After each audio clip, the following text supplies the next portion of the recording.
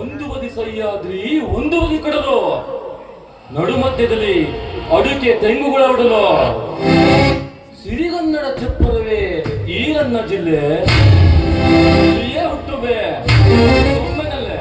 Wow, ಎಂತ ಅದ್ಭುತವಾದ ನುಡಿಗಳು! ಉತ್ತರ ಕನ್ನಡದ ಚುಟುಕು ಬ್ರಹ್ಮ ದಿನಕರ ದೇಶ ಅದ್ಭುತವಾದಂತಹ ತುದಿಗಳು. ಆದರೆ ಈ ಗಣಿತರ ಹೇಳೋದೇನು ಗೊತ್ತೇ? ಏನಂತ ಗೊತ್ತಾ? ಒಂದು ಬದಿ ನಡೆದಿರ, ಒಂದು ನಡು ಮಧ್ಯದಲ್ಲಿ ಶಿವಣ್ಣನ 200 ಎಕರೆ ತೋಟ. ಅದನ್ನು ಕಬಳಿಸಲು ನಮ್ಮಿಬ್ಬರ ಹೋರಾಟ.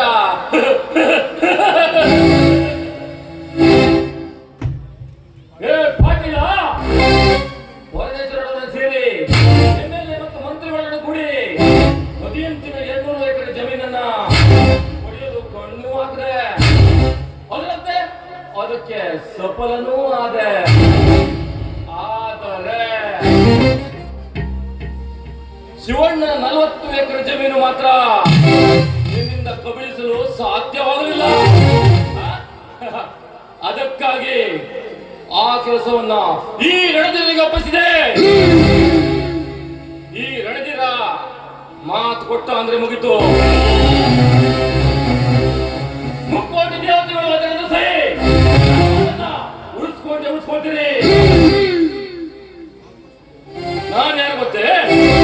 ಆಕಾಶದಲ್ಲಿ ಆರ್ಪಡಿಸುವ ಗೋದರವಂತ ನನ್ನ ಎದುರು ಬಂದವರನ್ನ ಸಿಡಿ ಬಿಡ್ತೀರಿ. ಪಾಟೀಲ, ಈ ಕೆಲಸವನ್ನು ಯಾಕೆ ಒಪ್ಪಿಗೆ ಅಂತ ಗೊತ್ತಾಯ್ತಾ? ಯಾಕೆ ಗೊತ್ತಾ? ನಿನ್ನ ಮಗಳು ಗೌತಮಿ ಸೌಂದರ್ಯದ ಗುಣಿ. ಅದಕ್ಕಾಗಿ ಪಾಟೀಲ